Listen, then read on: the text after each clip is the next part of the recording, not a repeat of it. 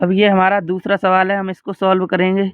तो सबसे पहले हमें आपका ये समीकरण नंबर 1 मान लेना है, इसका गुणा 2 में कर देंगे और इसको इसी जैसे समीकरण बनाने के लिए अपना हम इसमें 6 का गुणा कर देंगे, तब ये जाकर समीकरण नंबर 2 बन पाएगा।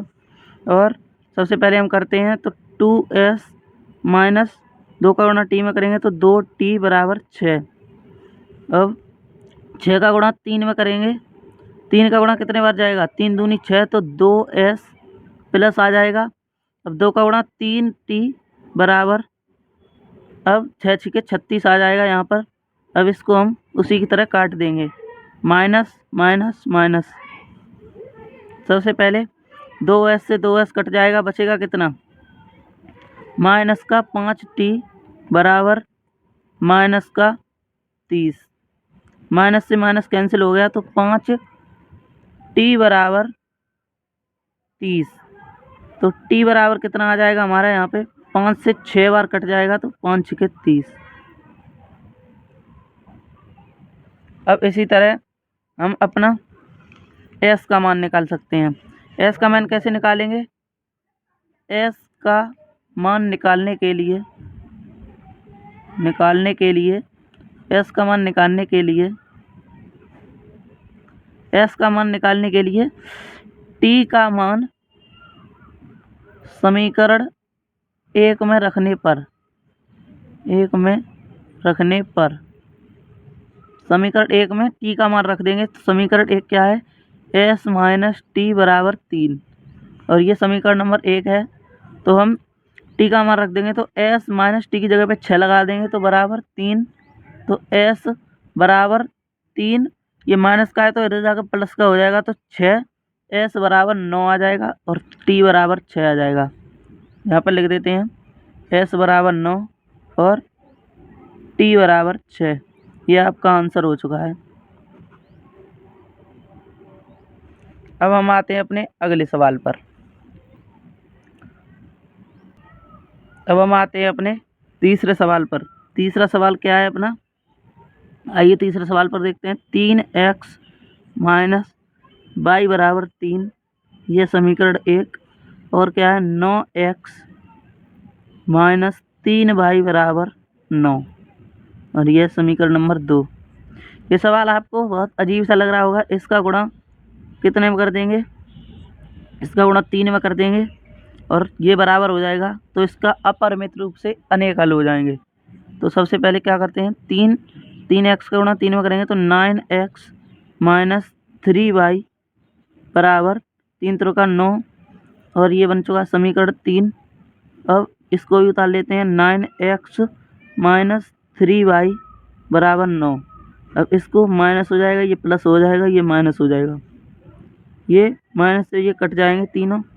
अब यहाँ पर आ जाएंगे, इस सवाल के अपरिमित रूप से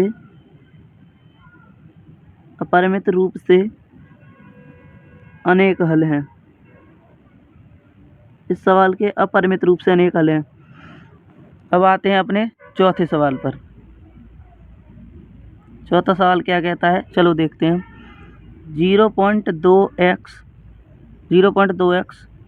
प्लस 0.3y बराबर 1.3, ये है समीकरण 1 मान लो इसे। और दूसरा क्या है,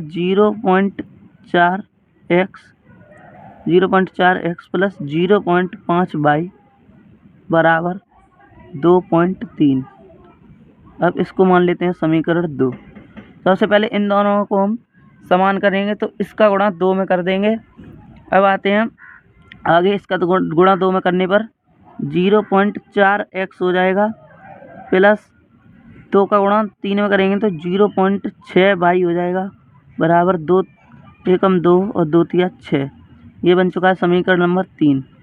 तो समीकरण 3 को और 2 को हम उतार लेंगे, 0.4x प्लस 0.5y बराबर 2.3, और यहाँ पर हो जाएगा 0.4x प्लस 0.6y बराबर 2.6।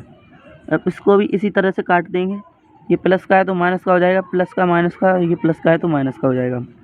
अब 0.4 से ये कट जाएगा और ये 0 से 0 कट गया, पॉइंट से पॉइंट कट गया। 5y में से अगर 6y जाएगा तो कितना बचेगा? माइनस का 1y, माइनस का 1y बराबर, और ये प्लस माइनस है, माइनस का चिन्ह ज़्यादा है चिन्ह परिपाटी के हिसाब से। यहाँ पर 2 से 2 कट गया, पॉइंट से पॉइंट कट जाएगा तो कितना बचेगा? माइनस का 3।